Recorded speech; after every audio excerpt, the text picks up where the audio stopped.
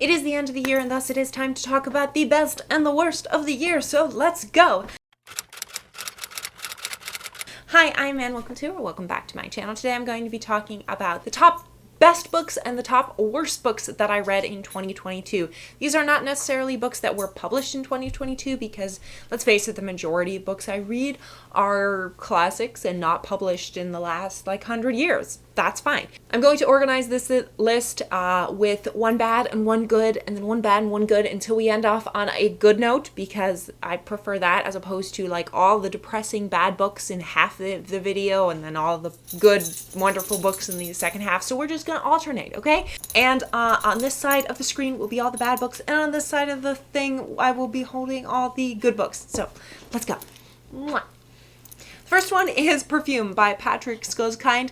This one I actually really enjoyed. It's very visceral. It's a very experimental novel. However, the ending was just so over the top ridiculous that it downgraded my liking, but kind of weirdly liking this book, to really hating it. For the first good one, we have Wild Swans, Three Daughters of China by Zheng Chang. This is a biography / autobiography of three generations of Chinese women, and it's a beautiful novel. I highly recommend it. It's very personal, and it documents very much the changing times in Chinese history. You know, the first generation, she was literally like a concubine to a warlord, and second generation, she worked in Mao's army during the Cultural Revolution, and then of course her daughter, born following that era. So it's really interesting to see just how China changed in 1 century. The second bad book is Lonesome Dove by Larry McMurtry. Yes, I would keep talking about this and how much I despised it. I ended up DNFing this halfway and I'm pretty sure this is the only one on this list of books I hated throughout the year that I DNF'd, because most books that I DNF I don't even put on my Goodreads shelf.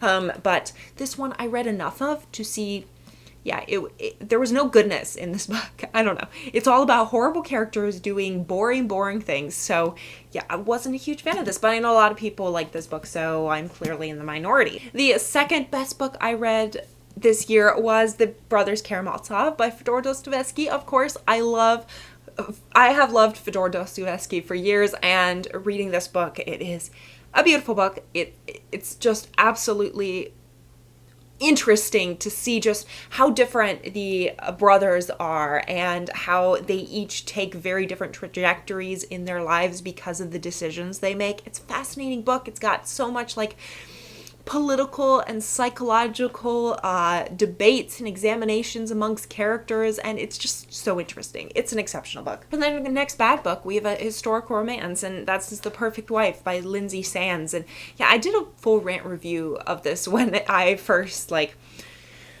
read it, and yeah, it was pretty bad. It was pretty bad. And when I'm looking for a light historical romance, my expectations are very low. So if you go lower than my expectations, that's saying how bad the book is. The next good book I read is, of course, Dante's The Divine Comedy. Last month I just finished the second 2 books of the Divine Comedy, and then the month before I finished Hell. This is the first book in the series, and it's a beautiful book to read. There's so many small analogies and references, and the language is absolutely breathtaking, but it is a lot to tackle, so I see why a lot of people usually read Hell and then stop there, because yeah, they just get more complicated as the books continue.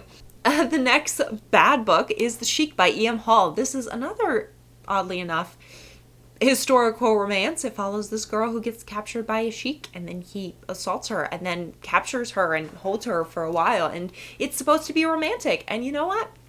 It was not romantic. I keep thinking historical romances must be better than the bodice ripping horrible modern romances, but no, they really weren't. They were kind of just as bad.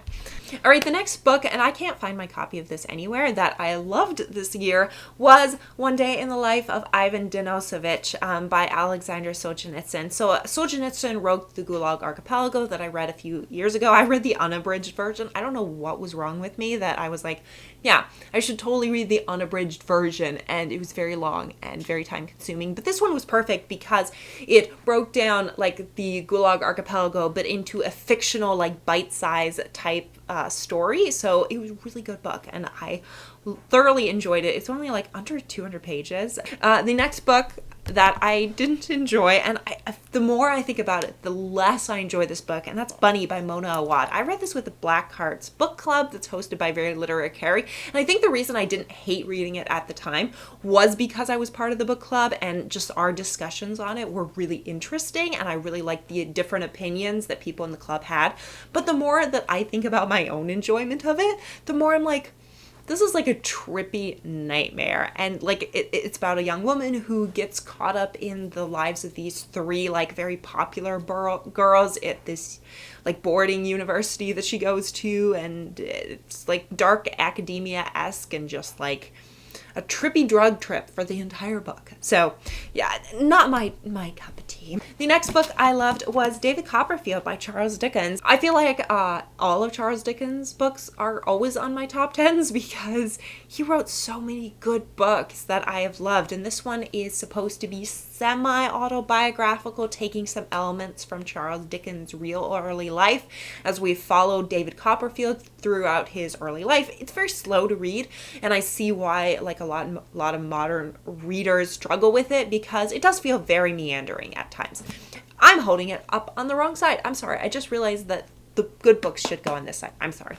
But yeah, this was an exceptional book. I loved it so much, and yeah, it's a great classic. All right, the next one that I really disliked that I read this year was The Wrong Family by Taryn Fisher. This was a thriller. There's a lot of secrets. I don't know. I'm struggling to talk about anything without giving anything away, but let's just say it was so convoluted by the end. I was just like, okay, yeah, this is happening. So yeah, I do like thrillers, on occasion, but I feel like a lot of thrillers I read I don't like that much. So, because they do tend to be a little bit convoluted, and I'm just like, make it a little bit realistic at least.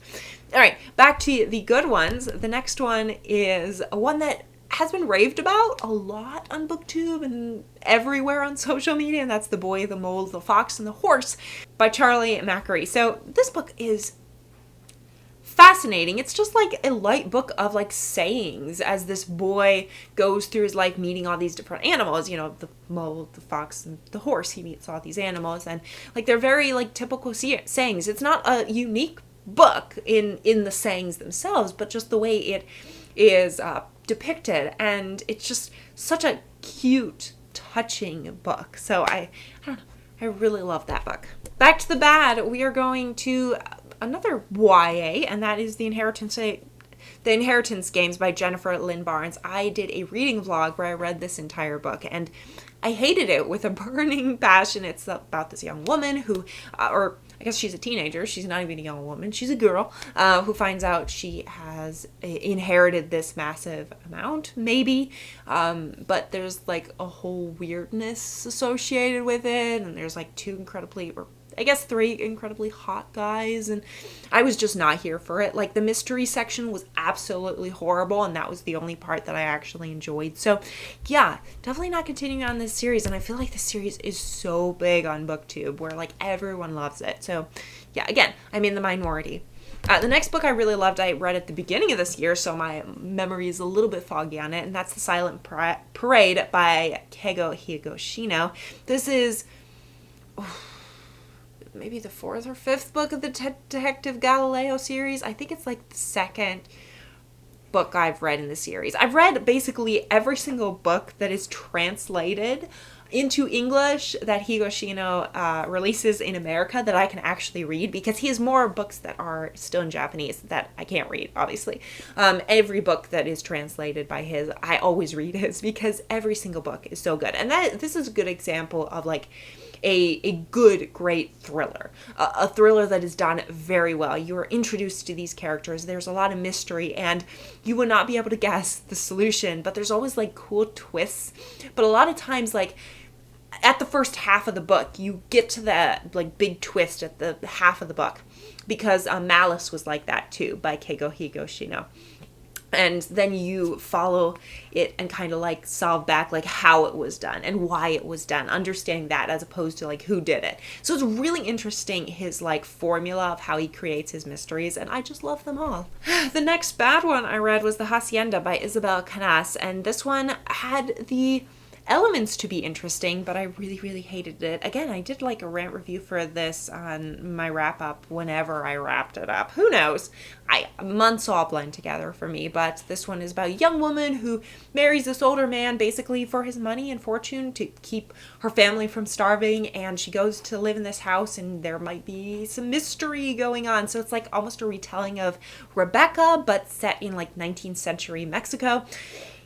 Again, the premise sounded really good to me, but the book just was really bad to me. So, yeah. The next great book I read was one that I was not expecting to like, and one that I wish had been nominated for a historical fiction award on Goodreads, because I really think it deserved it. That was The Nurse's Secret by Amanda Skenendor.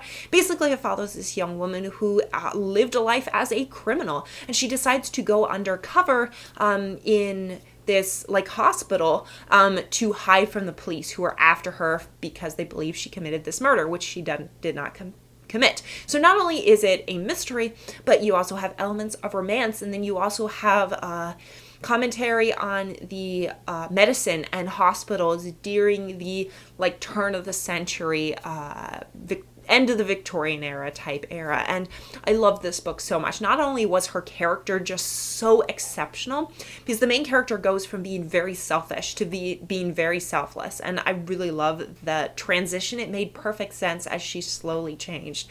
But I also loved the historical setting and the romance and the mystery, and there were just so many great elements, and why couldn't this win the Goodreads award for historical fiction? Because it was great. So yeah, I can't gush about this book enough.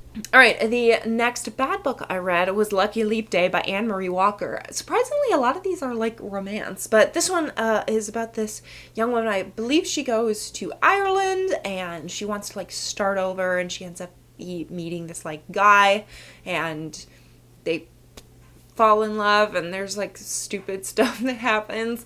Again, I was looking for a light romance, and this just did not do it for me at all. Especially since like the whole premise is a lot about like this is set in Ireland, and yet like only about like 10% of the book is set in Ireland or has anything to do with Ireland. So I was a little bit disappointed with this book. The next best book that I read this year was The Clackity by Laura Sneff, and I love this book. It's a middle grade type fantasy type horror about this young girl who happens to be able to see ghosts, and she ends up being pulled into this dark world when her aunt is kidnapped, and she has to save her aunt with kind of the help slash opposite of help of this like horrifying creature called the Clackity, and it's really creepy, a really good book. And I don't know if this is supposed to be the first book of a series, but I really hope it is the first book of the series because I want more of these books. And the last bad book I really disliked this year was Book Lovers by Emily Henry.